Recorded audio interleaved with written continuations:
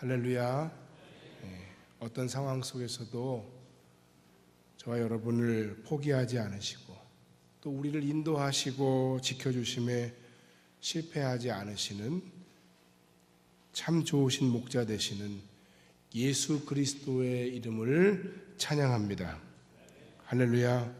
또 목자주일을 맞아서 열악한 환경 속에서도 참 목자이신 예수님의 본을 받아서 자신의 양들을 위해서 최선을 다해 작은 목자의 사명을 여러 곳에서 감당하는 우리 성험교회의 모든 교역자들, 교회 학교의 교사들, 셀 리더들, 모든 찬양대 리더들에게 하나님의 크신 위로와 축복이 넘치는 목자주일이 되기를 주님의 이름으로 간절히 축원합니다.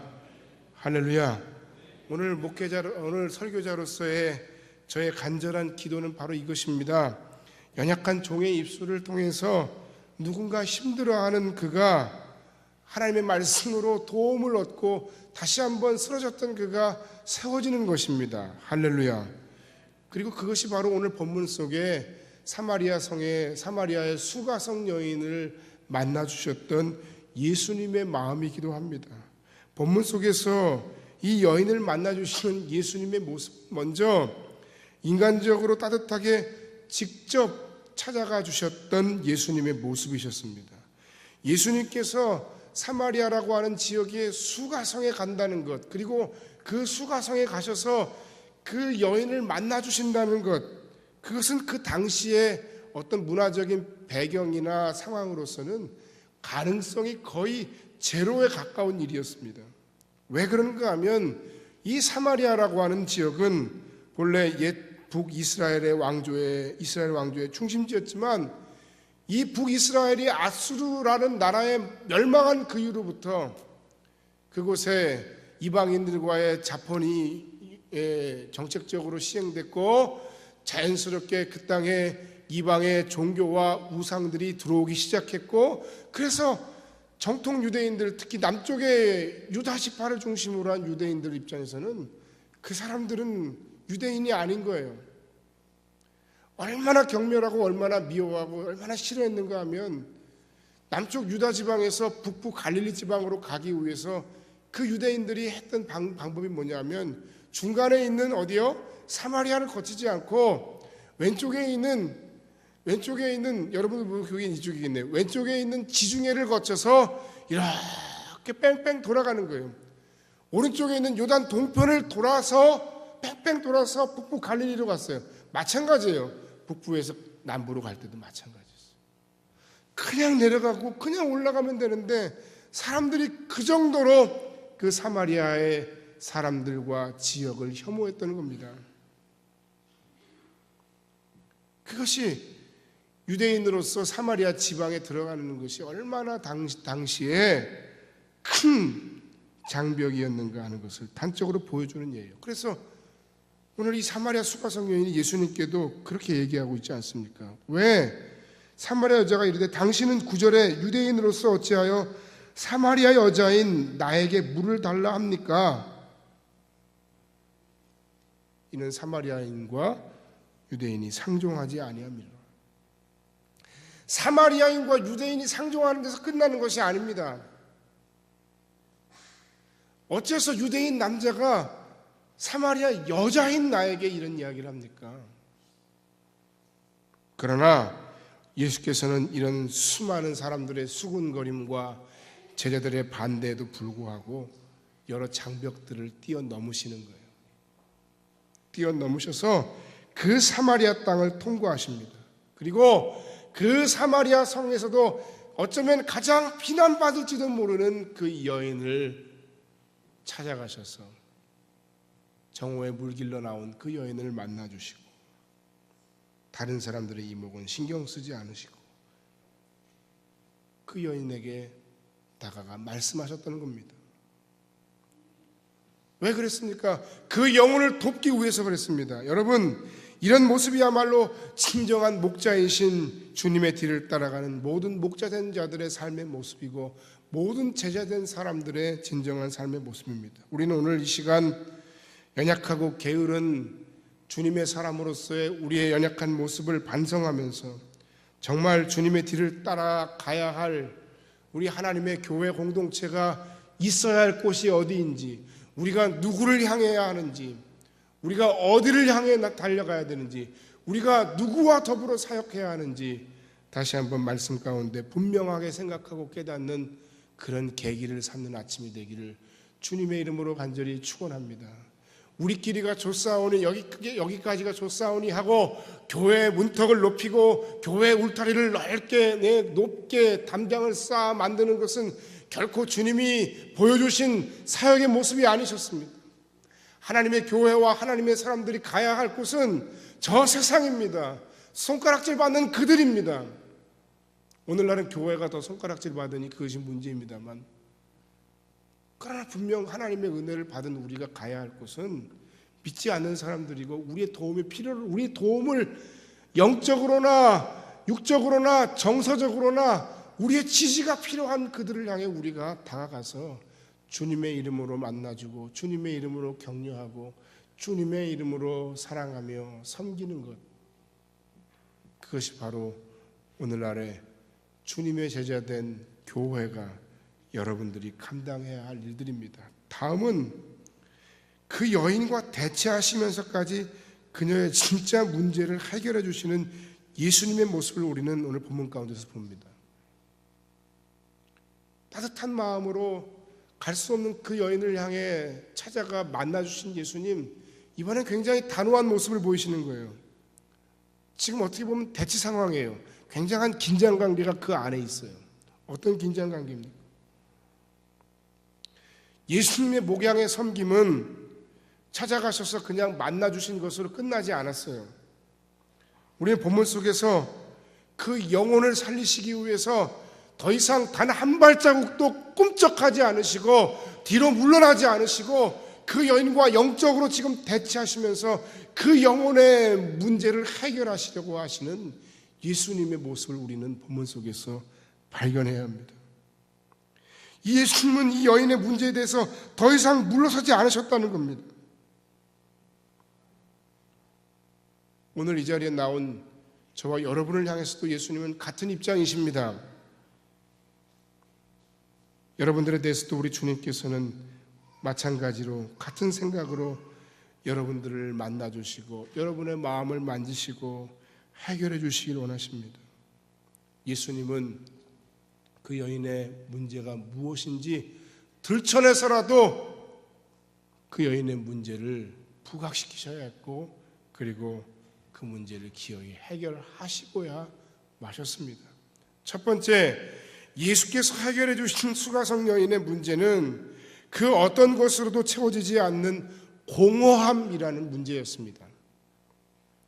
사마리아 여인 가운데서도 소외받고 손가락질 받는 그 여인이 선택할 수 있는 물 깃는 시간은 정오, 가장 태양이 햇볕이 뜨거운 정오 12시였던 거예요. 그런데 그 사마리아 수가성 여인의 진짜 문제는 뭐냐면 사람들의 속닥속닥 하는 것이 아니었어요.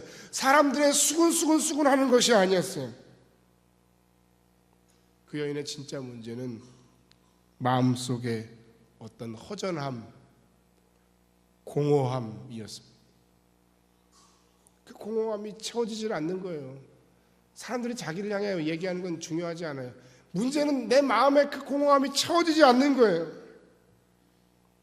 예수님께서는 그 여인의 진짜 문제, 해결되지 않고 채워지지 않는 그 공허함에 대해서 잘 알고 계셨습니다. 그래서 생수 얘기를 하시다가 갑자기 밑도 끝도 없이 그 여인에게 먼저 내 남편을 데려오라라고 이야기를 하신 겁니다. 너무 뚱딴지 같은 말씀 아닙니까? 문맥상 보면 이 예수님 하신 말씀의 의미, 그리고 예수님께서 그 남편을 데려오라 하신 말씀의 의미를 우리가 제대로 깨닫지 못하면 이 말씀은 그야말로 뚱딴지 같은 말씀이고 아무리 읽어도 이 말씀이 무슨 말씀인지 이해가 되지 않는 말씀일 겁니다.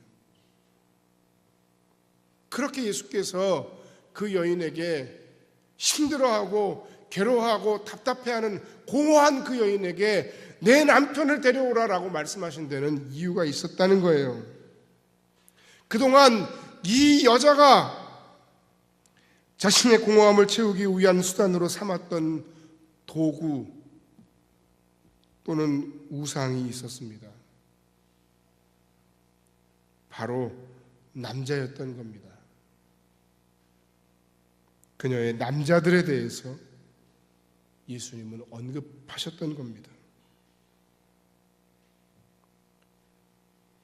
이 사마리아 수가성 여인의 공허함을 채우는 그녀만의 수단은 남자였습니다. 하지만 오늘 본문에 나와 있는 것처럼 5번째 남자도 아닌 6번째 남편도 아닌 그 남자와 살고 있는 이 여인의 모습 속에서 알 수 있듯이 자신의 공허함을 채우기 위한 도구요 우상으로 삼았던 남자들은 결코 사마리아 수가성 여인의 공허함을 채워줄 수 없었다는 겁니다. 예수님은 그 여인을 정확하게 꿰뚫고 계셨고 그 여인은 예수님 앞에 그 사실을 숨길 수가 없었습니다. 여러분의 마음속에는 공허함이 없습니까? 빈 공간이 없습니까? 심지어 여러분 예수를 믿은 지 수십 년이 됐음에도 불구하고 어떻게 된 영문인지 내 마음 가운데 그 채워지지 않는 그 공허함, 그 채워지지 않는 빈 마음은 무엇 때문입니까? 그 채워지지 않은 여러분의 마음의 빈 공간을 채우기 위해서 우리가 여러분이 지금 하고 있는 일들은 무엇입니까? 여러분의 빈 마음, 여러분의 인생의 빈 공간을 채울 수 있다고 믿는 여러분의 우상들은 무엇입니까? 어떤 남자들은 돈만 있으면 막 차를 막 사댑니다. 어떤 사람들은 명품을 막 끌어당깁니다. 어떤 사람들은 정말 나의 모든 것을, 나의 마음을 다 채워줄 이성을 찾아서 그것을 꿈꾸며 삽니다. 낭만적인 사랑 또는 내가 꿈꾸는 이상적인 이성을 만난다면 나는 절대로 외롭지 않고 행복할 것이라고 생각합니다. 심지어는 자신에게 주어진 삶과 또는 배우자에게 만족하지 못하고 늘 현실에 대해 불평하며 또 다른 인생의 꿈을 꾸며 살고 있습니다.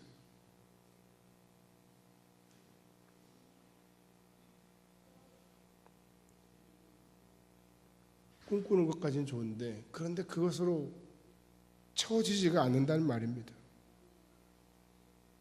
문제는 채워지지 않는다는 말입니다. 어떤 사람은 돈과 경제적인 풍요가 삶의 모든 공허함을 채워준다고 믿는 사람들도 있습니다. 그래서 남들보다 더 잘 살기 위해서 더 악착같이 돈을 벌고 수단과 방법을 가리지 않고 다른 사람들의 마음을 아프게 하고 다른 사람들의 심장을 비틀면서 모가지를 비틀면서까지라도 그렇게 자신의 욕심을 채우는 사람들도 있습니다. 구원파 교주인 유병원 같은 인간들이 그런 인간들일 겁니다.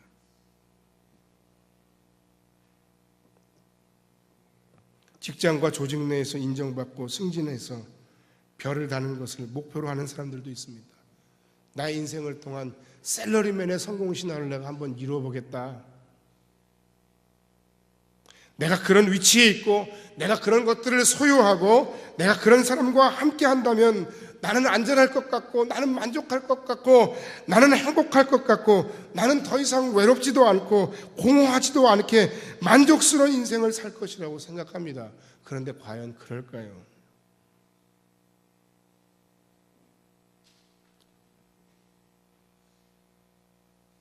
제가 이 공허함과 관련해서 막 인터넷에 여러 기사들을 막 또 뒤져보고 하다 보니까 그 트로트 가수인 박현빈이라는 친구가 얘기가 나오더라고요.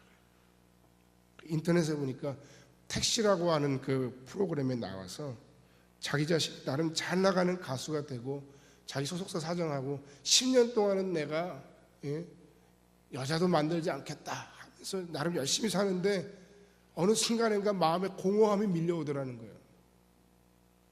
그래서 그 공허함을 채우기 위해서 그 박현빈이라는 가수가 한 일이 뭐냐 하면 차를 산 거예요. 시크릿 가든이라는 드라마에서 현빈, 자기하고 이름은 비슷한데 생김새는 좀 다르죠?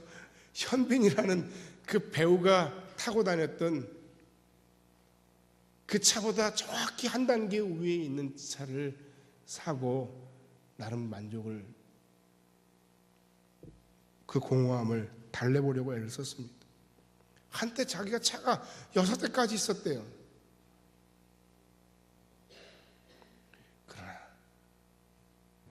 자기가 원하는 그 차를 사고 그 차를 돌려가며 타면 그것으로 그의 진정한 공허함이 채워졌겠습니까? 왕년에 유명한 테니스 스타인 보리스 베커라고 하는 그 테니스 선수가 있습니다. 여러분 기억하십니까?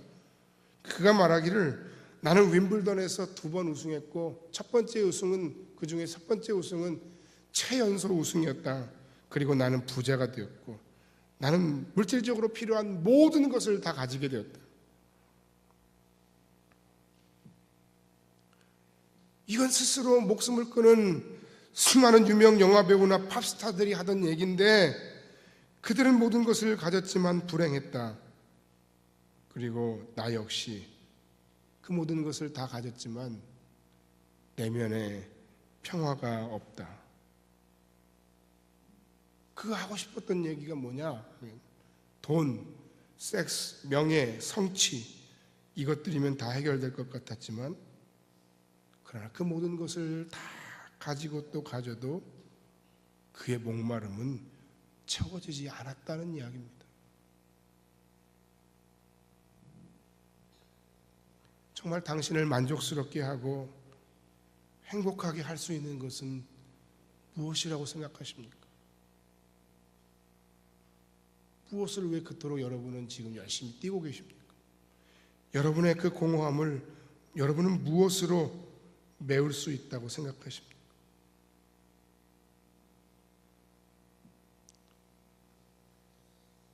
성적 매력과 외모를 나의 우상으로 삼으면 그 매력과 미모가 사라질 때 우리의 삶은 더더욱 비참해지는 겁니다.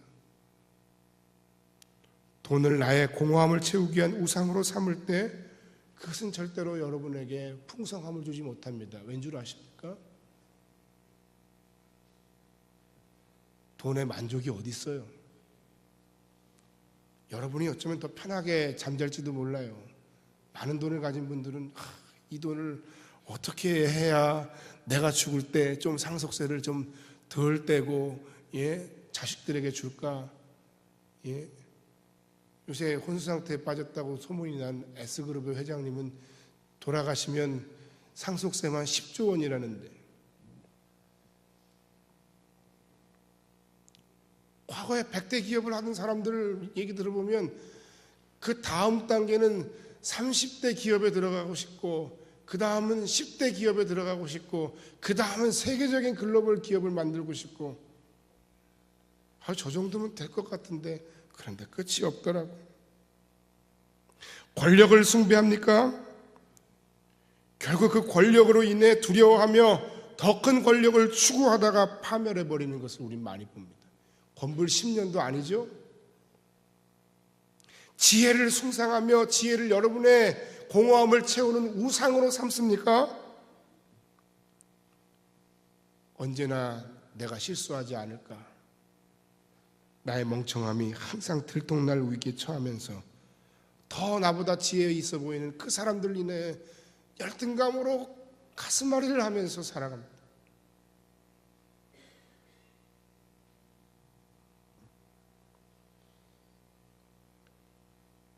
여러분의 외부에 있는 육신적인 그 어떤 것으로도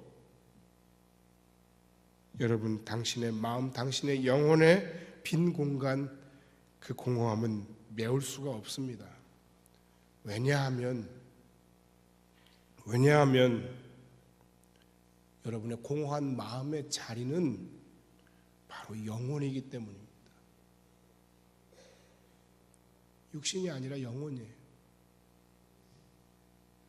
영혼과 육신 2분설을 얘기하는 분도 있고 영과 혼과 육신 3분설을 얘기하는 분도 있는데 다 좋습니다.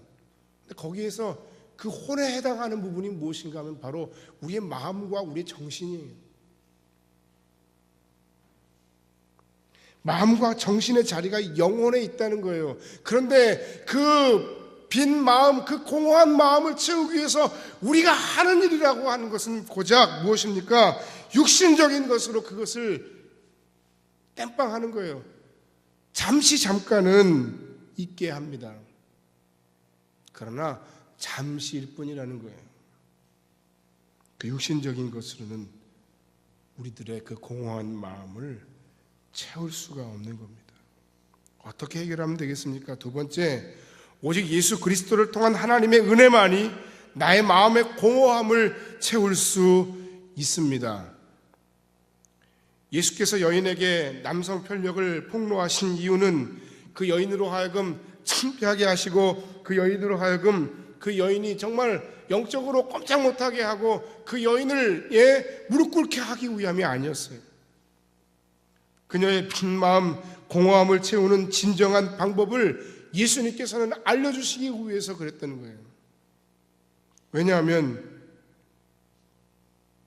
그녀에게 진정 필요한 것이 무엇인지 그녀 스스로는 알 방법이 없어요. 사단은 우리로 하여금 그것을 알지 못하게, 깨닫지 못하게 계속합니다. 세상과 사단은 우리로 하여금 그것을 알지 못하도록 계속해서 막습니다. 내 안에 죄성이, 내 영혼이 깨어나고 내 영혼이 주님과 더불어 만족함을 누리고 내 영혼이 주님 안에서 공허함을 채우는 것을 우리의 죄성은 기뻐하지 않습니다. 여러분, 제일 먼저 눈에 가고 제일 먼저 귀가 열리고 제일 먼저 들리는 것들은 무엇입니까? 가십이죠. 욕설이죠. 그 자극적인 이야기들이죠. 왜 그렇습니까? 그것이 바로 우리의 죄의 모습이에요.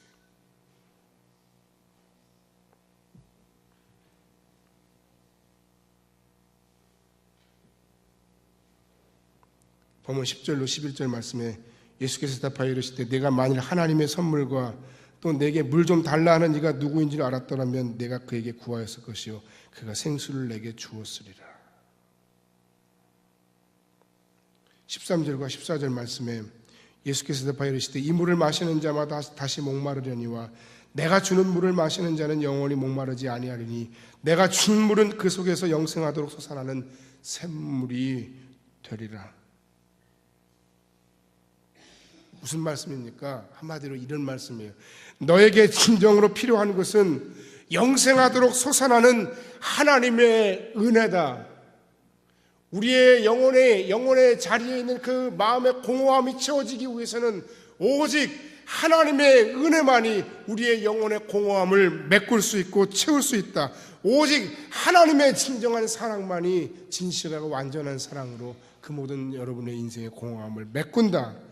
오직 하나님 안에서 내 영혼의 참 만족을 누릴 수 있다 라고 말씀하시는 거예요. 너는 그 만족스러움과 공허함을 남자를 통해서 찾으려고 했지 하고 예수님께서 그 여인에게 물으셨던 거예요.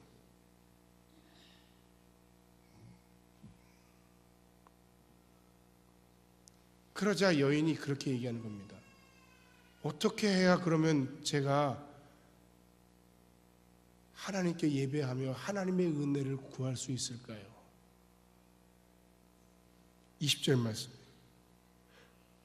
어디에서 예배해야 하나요? 어떻게 하나님께 나아가 하나님의 은혜를 구해야 하나요? 이퀄 어떻게 해야 내가 그 하나님의 은혜를 받을 수 있을까요? 어떻게 그 은혜로 인해서 내 공허한 빈 마음이 채워질까요?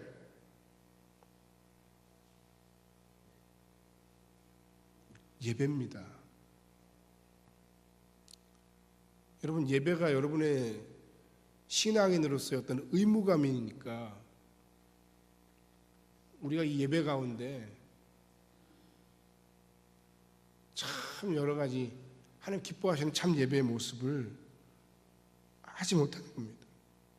예배는 그리스도 예수를 통해 하나님의 은혜의 자리로 나아가는 축복의 시간이에요. 그렇기 때문에 우리는 이 예배를 더욱 소중하게 생각해야 돼요. 또는 그 예배적인 삶을 통해서 하나님이 매 순간 매 순간 내 삶에 부으시는 그 하나님의 은혜를 사모해야 돼요. 그 하나님의 은혜로 말미암아 내 마음의 공허함이 채워져야 돼요. 여러분, 술 많이 마시는 분들, 술 많이 마시면 그 순간은 기쁘죠. 근데 그 다음은 어떻죠? 여러분의 그 빈 마음의 공허함이 완전히 채워지나요? 에드워드 웰치라고 하는 미국 웨스트민스터 신학교의 교수가 어딕션이라고 하는 책을 썼습니다. 그 책이 한국어로 번역이 됐어요. 중독의 성경적 이해 해가지고 국제제자훈련원이라는 곳에서 발간이 됐는데, 그 사람들이 그 공허함을 채우기 위해서 여러 가지 중독에 빠진다는 거예요. 운동 중독부터 해가지고 뭐 코카인, TV, 뭐 명품, 자동차, 뭐 너무 많아요. 한 수십 가지 되더라고요. 그 중독이. 커피도 그 안에 하나 들어가 있던데요. 그 공허함을 채우기 위해서 여러 가지 중독에 빠지는 원인을 설명하면서 성도는 왜 그리스도인들은 왜 그런 중독에 빠지는가 하는 것을 또 설명했어요. 그게 뭐냐면 썬데이 크리스찬 현상이라고 거기 해놨어요. 예수는 주님이시다라고 고백하면서, 그러나 그 하나님의 말씀, 나의 신앙의 고백과 나의 욕망이 상충하여 부딪힐 때 믿고 고백하는 것에 따라 살지 아니하고 그 고백의 방 한켠에 칸막이를 세우고 그 칸막이 안에서 뭐라고 얘기하냐면 오직 주님만이 우리의 찬양과 경배를 받으시기에 합당하신 분이십니다 라고 고백하며 다른 방에서 다른 짓을 한다는 거예요. 뭐라고? 나는 하나님으로부터 약간은 독립된 삶을 원합니다. 그러니까 믿는다고 고백하고 내가 정말 잘 믿는다고 주장하는 것하고 실제 내 마음속 깊은 곳에서는 다른 것을 실제 믿고 그것대로 우리가 살고 있다는 겁니다. 제가 하고 싶은 얘기는 그렇기 때문에 예배가 중요하다는 거예요. 그러므로 우리는 이 예배를 통해 이것을 극복해야 됩니다. 우리 입술의 고백만이 아니라 나의 내면의 깊은 곳에서조차 내가 주님을 섬기고 주님을 주인으로 모셔야 할 그 자리에 주님이 아닌 다른 것들을 우상 삼고 주님이 아닌 다른 것들을 주인 삼고 주님이 아닌 다른 것으로 나의 인생의 공허함을 채우려고 하는 그 순간에 우리는 이 진실한 하나님 앞에서의 예배를 통해 오직 그리스도 예수만이 나의 주인 되심을 고백하고 순종을 결단하며 주님을 통한 하나님의 은혜를 사모하고 그 은혜로만 충분히 우리가 살 수 있음을 확인하는 예배여야 한다는 겁니다. 요한복음 3장에 니고데모라는 율법사가 나옵니다. 바리새인입니다. 말씀에 능통한 사람입니다. 존경받는 사람입니다. 공회의원입니다. 요한복음 4장의 수가성 여인과는 완전히 다른 인생입니다. 그러나 예수께서 보시기에는 또 복음서 기자가 보기에는 두 사람은 같은 사람이었습니다. 어떻게 같은가요? 그 두 사람은 스스로 자신을 너무나 사랑하는 사람들이었고 그 두 사람은 스스로 구원자가 되보려고 하던 사람들이었습니다. 그 두 사람은 자신을 위해 무엇인가로 자신의 채워지지 않은 공허한 내면을 채우려 하는 사람들이었어요. 그래서 예수께서는 그 니고데모를 향해서는 내가 거듭나야 한다라고 말씀하셨고 사마리아 수가성 여인을 향해서는 내 남편을 데려와라. 너의 진짜 문제가 무엇인지 직면하고 그리고 그 문제 안에서 진정한 참 생수를 사모해라. 하나님의 은혜를 사모해라 하고 말씀하신 겁니다. 이 요한복음 3장과 4장 말씀에 의하면 우리의 인생의 죄, 그들의 죄뿐만 아니라 현대를 살아가는 우리 모든 그리스도 예수의 사람들의 진짜 죄는 뭐냐면, 예수님 외에 다른 것으로 내 만족을 삼고, 예수님 외에 다른 것으로 나의 삶의 공허함을 채우고, 예수님 외에 다른 것으로 나의 인생의 구원자를 삼으려 했던 그 모든 시도와 그 모든 삶입니다. 그것이 바로 죄고, 그것이 바로 우리가 하나님 앞에 고백하고 회개하고 해결받아야 할 문제입니다. 그게 누굽니까? 그게 누굽니까? 저 사람입니까? 아니면 저 사람입니까? 니고데모입니까? 사마리아 수가성 여인만입니까? 그게 누구입니까? 그것이 바로 나와 여러분입니다. 그것이 바로 우리들입니다.